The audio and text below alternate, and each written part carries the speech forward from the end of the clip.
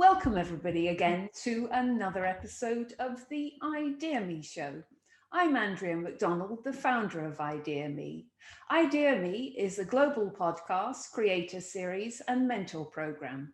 Today we're going to talk about the intersection between science and the arts. Leonardo da Vinci said, to develop a complete mind, learn the art of science and the science of art. Learn how to see. Everything is connected to everything else.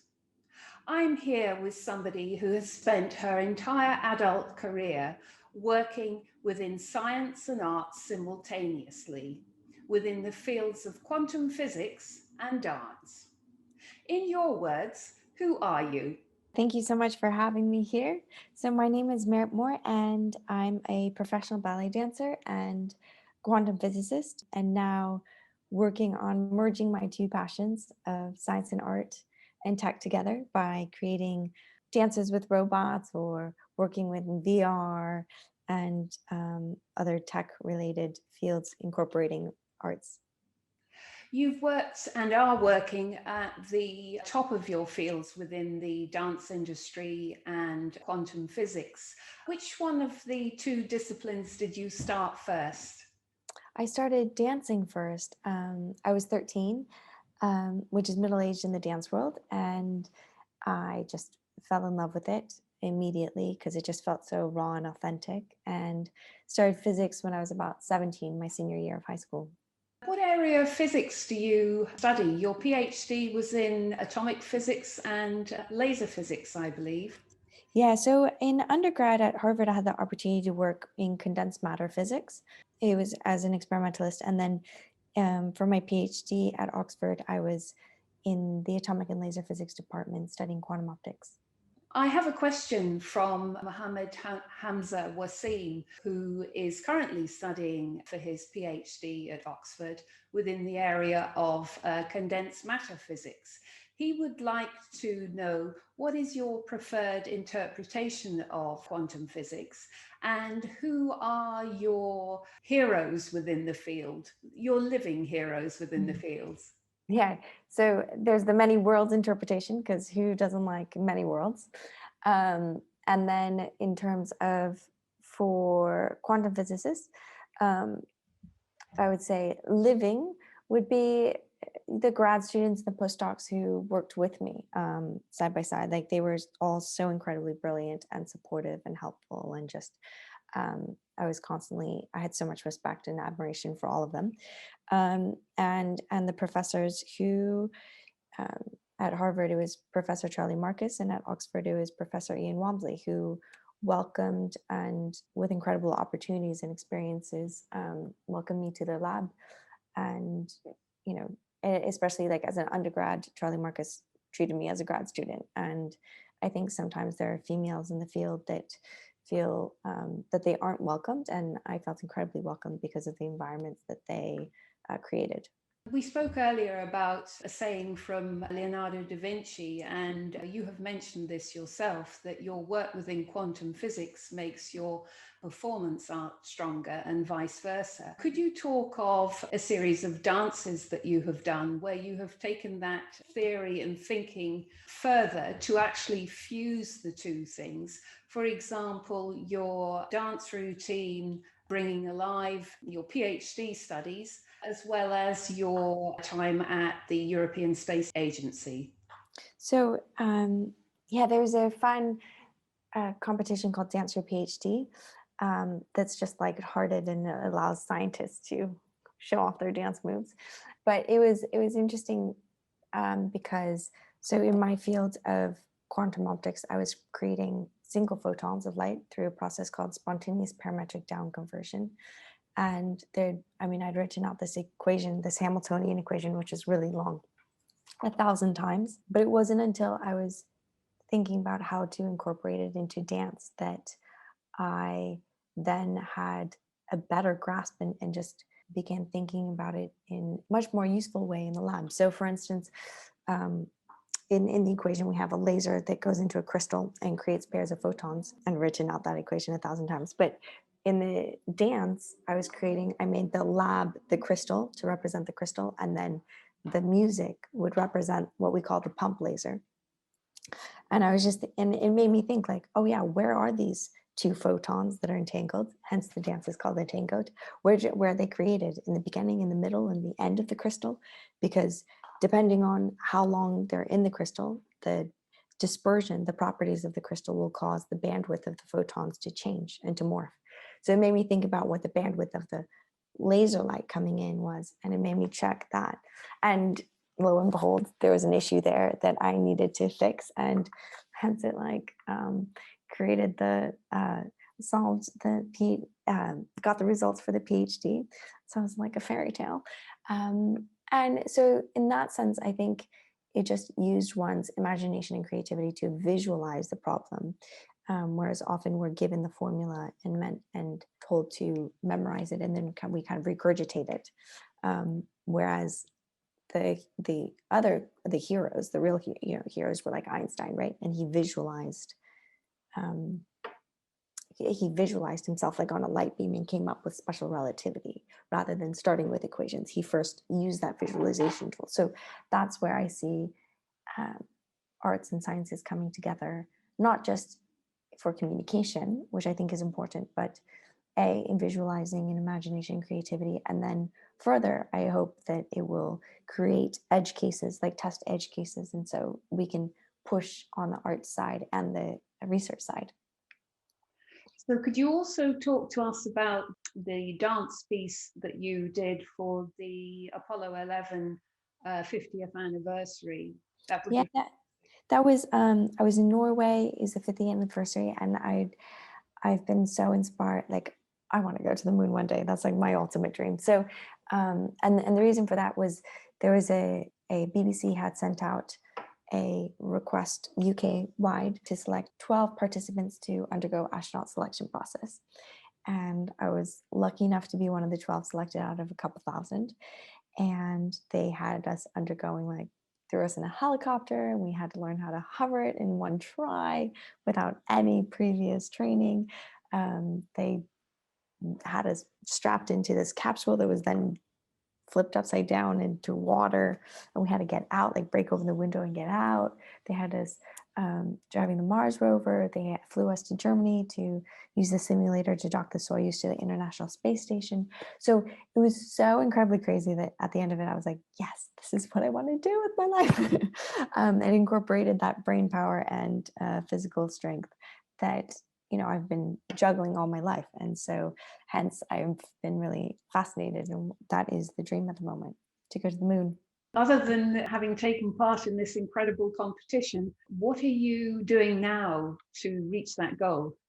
So I was supposed to finish my private piloting license this year, but due to COVID, that is postponed. And I've applied for NASA, waiting to hear back. I think I'm a bit young, and so hence the research and I would say the experimental dance play with the robots is my kind of sneaky way, or like it's my fun way of gaining expertise in robotics and AI and all of that type of equipment, expertise that would be needed as an astronaut. Can you tell us a little bit more about your work with universal robotics, particularly during the lockdown? So this had started a year ago. I was at Norwegian National Ballet, had the opportunity to have access to one of the robots, and I just was hooked. It was a friend of a friend who had this robot, and I would, like, in between performances and after rehearsals, I'd go and explore, because I'm super curious about human creativity and how technology can inspire that. So in particular, this robot is this industrial robotic arm. So it's got 6 joints and it moves in a peculiar way. And so I was trying to, I was looking at it and seeing if there was inspiration for movement for myself, and how looking at communication. So the research says that communication is 93% like nonverbal and predominantly body language, right? So I was exploring, does body language have to be in a human form? Can it come from something that looks totally different? And so was there in Norway, Harvard Art Lab invited me to be one of the first artists in residence to explore that January, February, right before the lockdown. And then lockdown happened. And it was one of those times where, as a dancer, all my gigs had been canceled, everything had been canceled for that year. And so it was like, okay, this is a massive challenge, but I believe that with every challenge, there's opportunity. And so it had, made me have a think. And I then was like, strange that I was just dancing with a robot. Like, who knew that a robot could be COVID free and could be my only dance partner for a very long time. So I poked and prodded at Universal Robotics, being like, you guys want to lend me a robot? And they finally relented after I poked many, many of them. And then, at first it was just for 2 weeks, but then they liked what I was doing. So then it was a month, and then continued to 4 months. And now it's going to be a continuing project, which is super fun and exciting. Can we talk a little bit about your dance career now? But before we do, Ken Robinson talks of an incident that happened at a doctor's surgery where a mother takes a child to her daughter to see the doctor because there's something wrong with her communication skills. She's maybe not as much a chatterbox as kids that age. And the doctor turns around and says, there's nothing wrong with your daughter. She's a dancer. You have spoken a little bit about what you deem to be communications challenges that you had as a very young child. Can you talk to us about your journey through dance and how dance has helped you to communicate? Yeah, I mean, I love that story because, and I feel it so strongly because I didn't talk till I was 3, and even then, I would speak the bare minimum. And now I also don't find speaking the most natural way to communicate. Like I'm much more natural if I can use my body to express myself. I find it a lot more true and authentic to how I'm feeling and how I want to express myself. And so I mean, and I love that story because Einstein has a great quote that's like, everybody's a genius, but if you judge a fish by its ability to climb a tree, it will live its whole life believing it's stupid. And I think that's so relevant sometimes nowadays is we have these definitions of what success is or what we need to be and what check boxes we need to have. And so such a beautiful story. And yeah, I found it that I feel very fortunate that I found dance and physics as well. It's also nonverbal, it's all math equations. So that's how I gravitated towards both. You say you found dance, but you really have reached the top of the dance industry. You have danced for the English National Ballet, the Norwegian National Ballet, many of the top companies. Can you talk a little bit about the incredible things that you have done in that area? Oh, thank you. Yeah, I've danced with Zurich Ballet and Boston Ballet, and as you mentioned, English National Ballet and Norwegian National Ballet. It was certainly a struggle getting there since I'd started at 13 and, was told that I would never make it since I started so late and wasn't going to a full-time ballet school. I was going to an academic school, then went to Harvard, and my second year at Harvard I was like, oh my God, it's now or never. I either am going to make it as a ballet dancer or not. And it was, yeah, just a really wonderful, well, no, it was a super wonderful, it was a super challenging time. And yeah, just decided I was going to go and audition 25 companies, got rejected 24 times. And the 25th time, though, was Zurich Ballet. And it was definitely a life-changing experience. You've been featured in Vogue, the BBC, umpteen international publications. How has that felt? It's been really, I've been incredibly honored that all that hard work has been recognized. There were times that my friends were teasing me because like BBC was like, breaking news, we found this physicist ballerina. And all my friends were like, Merritt, you've been doing this for over a decade. This is not breaking news. This is old news, right? So, it is one of those things where it's celebrated, but it's been over a decade of very, very hard work. And for me, it's just been the training. So having finished the PhD and those ballet companies is just the training. And I hope that it's like, I always feel like this is just the beginning now. It's like, what can I do? What am I going to be creating in combining these two? You're clearly extremely talented and very hardworking, but resilience comes into play in reaching the top. And if you now go on to become an astronaut as well, in becoming an astronaut, it takes an incredible amount of resilience. How do you build that resilience from a practical perspective? What do you do daily to be strong? And from a motivational perspective, what do you say to yourself to inspire yourself to keep going? So there are one quote that changed my life when I was 16. It was in a fiction book, which was like, nothing's impossible, possible just takes time. That it eliminated the doubt of whether it's possible. The question is whether it's up to me, it's up to me whether or not I'm going to put in the time. And I would say what gets me going is the dreams and the goals, and how it'd be helpful for others. So I gave myself a little mantra. I think I remember being kind of down or feeling insecure or something. And so I made a mantra for myself, which was, you are free and you give hope. And so the first part is, you're free to mess up, you're free to screw up, you're free to do well, you're free to just be you. And so it just gave me that that freedom and that space to do it my way and take my time.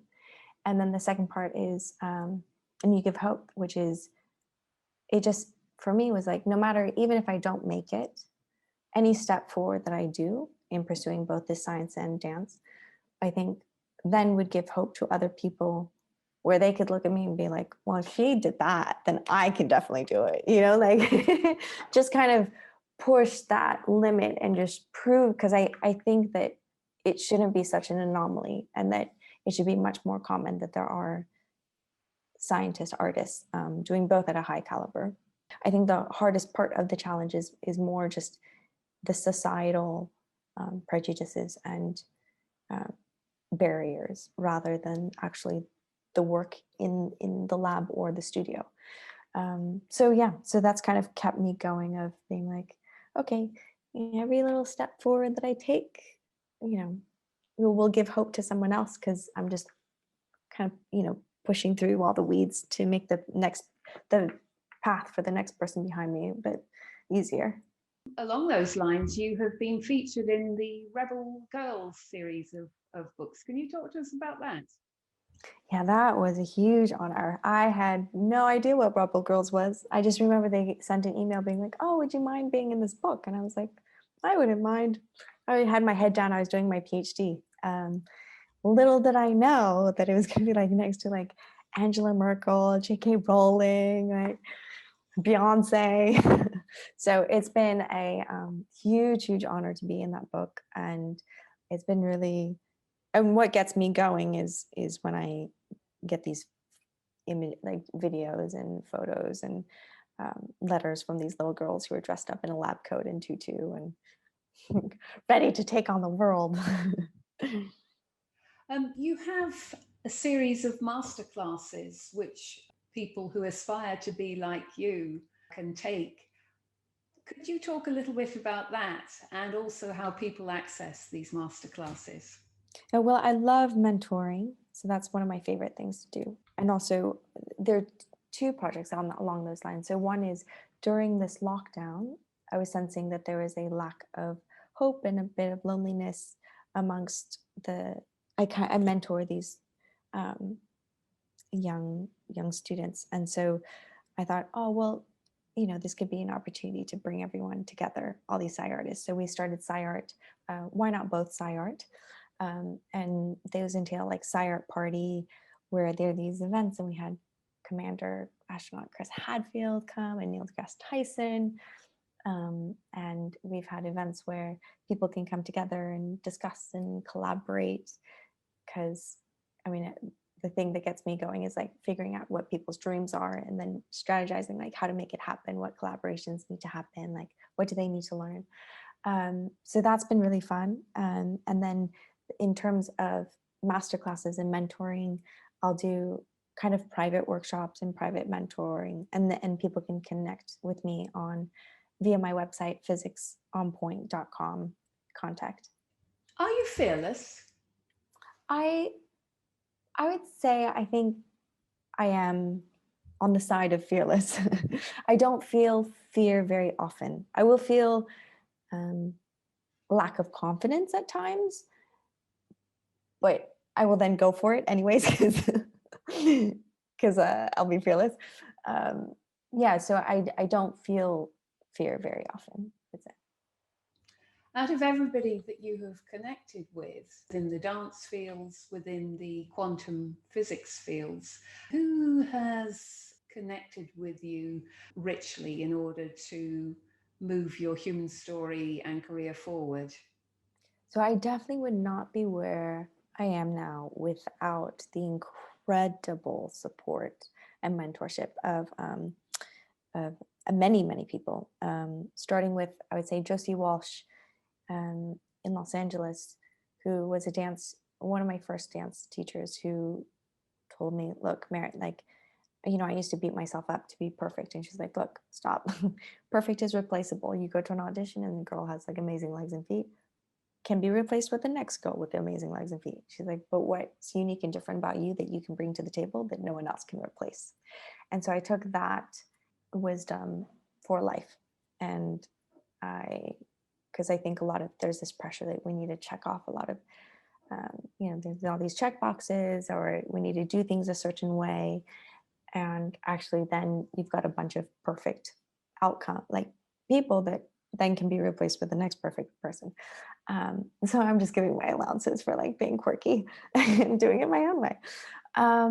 And I've also had an incredible teacher in Irina Rosca in Italy, who I would train with every holiday for 6 years. I'd fly out there and I'd sleep on her kitchen floor, and we train from 6 a.m. to midnight. And here in London now, I have three, Michelle, Sandy, and Danielle, who just give their heart and soul to everything. And just, in LA, there's Murat. Like, I've had, just the most incredible, generous mentors one can possibly imagine. And I'm so, so grateful to them. So you mentioned earlier that being an astronaut is on your what's next list. Anything else? No doubt there is. Yeah. But we'll start with going to the moon. I think we'll do that one first. Dr. Merritt Moore, thank you very much for your time. It's been an absolute pleasure, and thank you for moving the human story forward. Thank you so much.